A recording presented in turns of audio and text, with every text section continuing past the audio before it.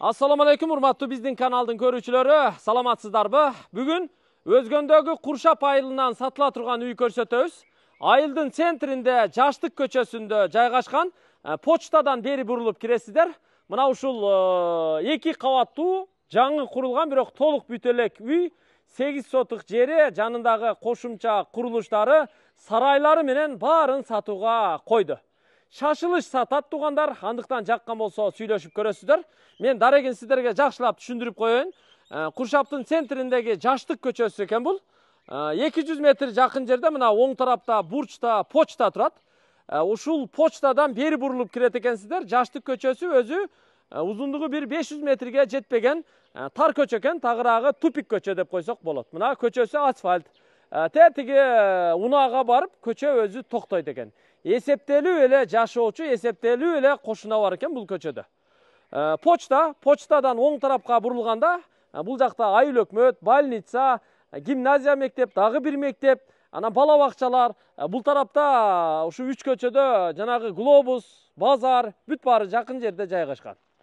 Анда үйдү көрсөтүүгө өтөлү туугандар. Бул тарабы почтага барып эле сол тарапка бурулуп бир 70-80 метр бул жака чыкканда светофор Ош-Бишкек трассасына чыгасыздар. Ош-Бишкек трассасына дагы аябай жакын. Анда чек араларынан баштайм. Мына көчө тарабында дарактары аябай көп экен туугандар. Чек арасы мына ушул дубалдын чекесинен башталат туугандар. Нар жагы чоң жаңгага чейин барып такалат. Мында болсо мына терек бар экен, өрүк бар экен, аябай ийип жакшы салыптыр. Бул жакты да мына сетка тосмо менен тосуп коюптур. Кокон гилас, кара гилас, нарагында жаңгак бүт бардыгы бар экен. Мына жаңгактары дагы ийип салыптыр, бышса кагып аласыздар иншалла. Анда келиңиздер, бул жерге болсо мына үйдүн алдына дарбаза курган, оң жагында калиткасы бар экен. Ал эми кире бериш навес, үстү мына 2-чи кабаты бийик жабылган, үстү терраса, бильярд, теннис ойной турган атайын зал болот экен туугандар. Кана кирдик. Бисмиллахиррахманиррахим. Үйдүн короосуна кирип келдик. Чек арасы сиздерге түшүндүктүү болду. Дубалдын наркы тумбасынан барып такалат. Бул жерде мына өрүк, мына кокон гиластар дагы, астындагы гүлдөр дагы ушул үй тарапка карайт экен. Өзү бул үйдүн ээси ушу биз курактуу эле бала окшойт. Менимче Россияда жашап, ошол жактан үй алыптыр. Ошол Россиядагы алган үйүнө акча төлөш керек экен. Шашылыш түрдө бул үйдү эми сатууга коюп атыптыр. Бул жагы ошо үй ээсинин атасынын үйү экен. Чек ара ошол жерден башталат, түп-түз маңдайдагы сарайга чейин барып такалат экен. Жери 8 сотук болот экен. Кызыл китеп бардыгы документтери так өткөрүп беребиз деди. Жаккан болсо сүйлөшөсүздөр. Мен ушу башында эле үйдүн баасын сиздерге жарыялап коеюн. Үйдүн баасы $90,000 кеми бар. $90,000 шашылыш түрдө сатууга коюп атат. Буга чейин деле интернет тармактарына жарыялап чыгарган экен. Бирок баасын $100,000 бир аз кымбатыраак, көбүрөөк айткан экен. Азыр эми баасын түшүрүп шашылыш түрдө сатууга коюп атат.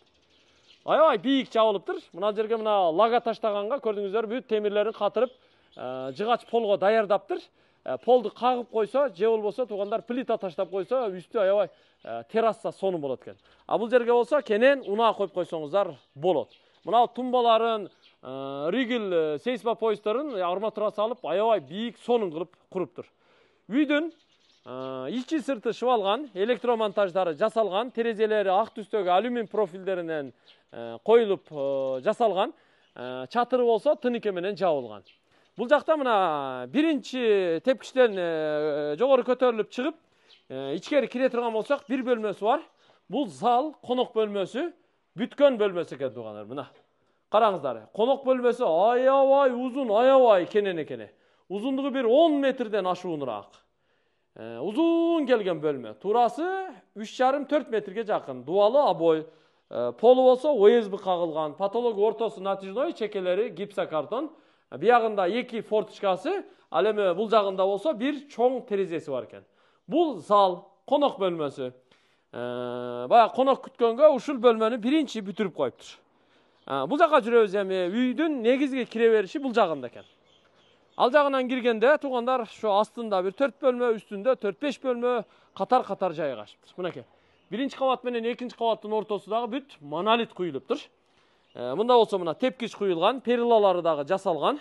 Үйдүн негизги кире бериши чоң эшиги ушул. Бисмиллахиррахманиррахим. Мына үйгө кирип келдик. Киргенде эле оң жакта тепкич бар. Тепкич менен азыр экинчи кабатка чыгабыз.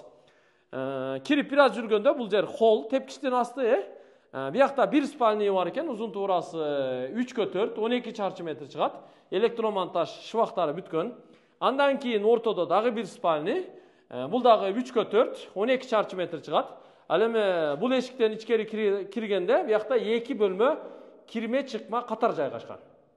Мына биринчиси, мунун терезеси бул жагында, ал эми бул болсо төрүндө экинчиси. Бул эми ата-энелердин уктоочу бөлмөсү болсо керек, биринчи кабатта 2 бөлмө катар кирме чыкма жайгашыптыр. Эми туугандар, экинчи кабатка чыгабыз. Экинчи кабатка мына тепкичти дагы ошо темир каркастар менен жасаптыр. Анан жыгачын дагы кагып, перилаларын дагы коюп, туугандар бүт краскалап, сонун кылып гүлдөп коюптур. Эми ички отделкасын гана бүтүрүш керек экен, болду. Мына дарчалары дагы бүт пластик каражаттарынан коюлган. Экинчи кабатка чыктык. Экинчи кабаттын коридору бул жер. Мына чыгып эле сол тарапка бурулуп, төргө чейин барабыз. Биякта дагы бир бөлмөсү бар. Бул дагы зал, конок бөлмөсү экен. Мынакей. Турасы 3,5 метр. 4 метрге жакын, ал эми узундугу 6 метр. 24-25 чарчы метр чыгат, 3 терезелүү. Мен мына ал терезени ачып, Ош Бишкек чоң трассасыны көрсөтүп коеюн, туугандар. Мына биягы мына кошунанын үйү, Ош Бишкек трассасы, мына ал жерден унаалар нары бери өтүп турат экен, туугандар. Мына көрдүңүздөр, Ош Бишкек трассасына аябай жакын. Эми туугандар, жүрүңүздөр кийинки бөлмөлөрдү көрсөтөлү. Биринчи кабаттагыдай эле ошол эле бөлмөлөрдүн үстүндө бир эшик, бир терезелүү спальнялар катар жайгашкан. Бул ортодо жайгашкан. Мында болсо дагы бирөө бар. 3x4, 12 чарчы метрлик спальня бөлмөлөр. Детскийлер деп койсок болот. Мындан да дагы бир бөлмө бар. Бул дагы мына 3,5-4 экен. 4x4 экен бул. Чоңураак бөлмө экен, биягы мына коридор, холл кенен уланат. Бияка келе турган болсок, жана астындагы ремонт болгон залдын үстүндө ошондой аянтта дагы бир залы бар, конок бөлмөсү. Аябай кенен чоң бөлмө. Мында 3 терезеси бар. Үчөө тең мына көчө жакта жайгашкан. Мунун асты мына навес. Биягы болсо жанагы эле терраса болуп калат. Көчө жак бүт баары көрүнүп турат. Көрдүңүздөр, Зал, конок бөлмөсү. Мына жыгачтарын, таштамайларын бүт көрүп коюңуздар. Бүт чоң гарбилдерди таштап, камышты салып, анан ылай басып, чордуй потолокторун дагы жасап коюптур. Ал эми мына жерде бир эшик бар. Андан бияка өтө турган болсок, мына көрүп алыңыздар. Эгер полу кагылса, аябай чоң терраса болот. Бильярд, теннис столдорун коюп койсо, пластик каражаттары менен айланасын тосуп койсо, кышы дагы жылуу болот, кышы жайы колдоно берсе боло турган аябай чоң терраса болот, туугандар. Көрүп алдыңыздар, Эми кошумча курулуштар бар. Аларды дагы көрсөтөлү. $90,000 шашылыш сатууга койду да. $90,000. Буга чейин деле сатууга коюп, жарнамага чыгарган экен интернет тармактарына. Анда бир $100,000 жогору, $120,000 тегерегинде айткан экен. Азыр эми кыйла эле арзандатып, $90,000 мындай токотер жерин баа кылып коюптур. Мына жерде мына үстүндө ушундай жайы бар экен. Биярдагы пластик тосмо менен тосуп туруп, ичини склад кылып колдонсо болот экен. Биякта 2 катар заманбап бөлмөсү бар экен. Бул болсо летний кухнясы болот экен, туугандар. Жанагы тамак пишира турган, же болбосо бул жерге стол коюп алып, тамактана турган жайы менен мынаяк бүт кухня эмеректери болот экен. Биякты жанагы той топурда боорсок пишира турган, камыр кыла турган бөлмө кылып койсо боло берет. Андан кийинки бөлмө бул очоккана үчүн курулуптур. Төрүнө бир 3 очок курганга пландаштырган экен.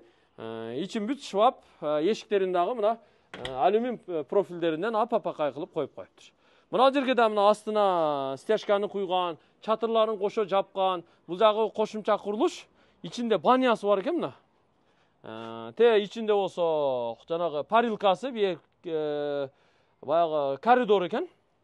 Биякта болсо мына чечинип кийинүүчү жайы, анан баягы эс алуу комнатасы менен бияктан от жагат экен. Көрдүңүздөр? Андан өтө турган болсок, биякта болсо мына оң жакта сырткы ажаткана, биягы өзүнчө бир скат жабылган сарай. Биягы малкана, чөпкана, биягы койкана экен. чекеде козуканасы менен. Үйдүн алдына көрдүңүздөр, сонун кылып ушундай мына жаш көчөттөр, дарактар бар экен. Картошка, майда чүйда бүт баарын эгип, аябай чарбаны катырыптыр. 90 000 долларга шашылыш сатууга койду туугандар. Андыктан жаккан болсо эртерээк сүйлөшүп, эртерээк келишип алыңыздар. Эми Куршаптын центринде муну алып толук бүтүрүп алсаңыздар, жашаганга өтө сонун экен. Өтө сонун да. Баалары жакшы экен. Андыктан баягы жакшы адамдар экен өзү, ата-энеси да жакшы. Келсек бизди мында күлүп жайнап тосуп алды. Жакшы кишилер экен. Ушундай кишилердин колунан үй алсаңыздар, иншалла баары жакшы болот. Так, биякта да подвалы бар экен, мен подвалын көрсөтүп коеюн. Үйдүн асты бүт подвал. Мына дарбазадан киргенде оң жакта төрдө көмүрканасы бар экен, үстүн бүт навестеп жааптыр. Мына жерде мына подвалга түшө турган ход бар экен. Ылдыйга түшүп, бир аз башты ылдыйраак кылып, анан ичкери кире турган болсок, үйдүн асты подвал. Жанагы залдын асты болуп калат. Мына ортодо дагы бир бөлмөсү бар экен. Мына подвал, жанагы коридордун асты бүт подвал биягы. Көрдүңүздөр? Мына подушкасындагы аябай сонун куйган экен. Канча цемент кетирген, канча арматураларды салган бугачы. Бүт текчелери менен болуп калат экен. Подвалын да көрүп алдыңыздар, 90 000 долларга ушул үйдү шашылыш түрдө сатууга койду. Жакса, эртерээк сүйлөшүңүздөр. Мен өз оюмду айтайын, эми ушул үй сатуу базарында, ушул тармакта жүргөн үчүн үйдүн баасын аябай жакшы койду деп ойлойм. Туугандар, мындай токотер жерин койду да. Мында айландырбай, наркы берки кылбай, клиент качырбай, токотери 90 000 доллар деп баа койду, туугандар. Менимче аябай жакшы койду. Жакса сүйлөшүңүздөр, келишиңиздер. Жер аянты 8 сотук болуп калат экен. Калганын эми үйдүн ээси менен сүйлөшүп аласыздар. Биз экранга телефон номерларын жазып койдук. Куршап айылы Жаштык көчөсү. Мына көчөдө электр линиясы, анан жарыктандыруу, интернет линиялары бардыгы тартылыптыр. Көчөсү мына асфальт экен. Түз эле барганда оң жакта почта бар, мына. Почта. Оңго бурулуп бир аз жогоракка чыкканда бул жакта больница жайгашкан, нарагында аскердик комиссариат бар, анан айыл өкмөт бар, Бул жакта торговый центрлер салынды, мечиттер бар, 2 мектеп бар, бала бакча, базар жакын. Кыскасы эми Куршап өзүнчө эле бир шаар болуп калбадыбы? Туугандар, жыйынтыктайбыз. Жакса сүйлөшүңүздөр, токотери 90 деп койду, калганы эми сиздердин бактыңыздар.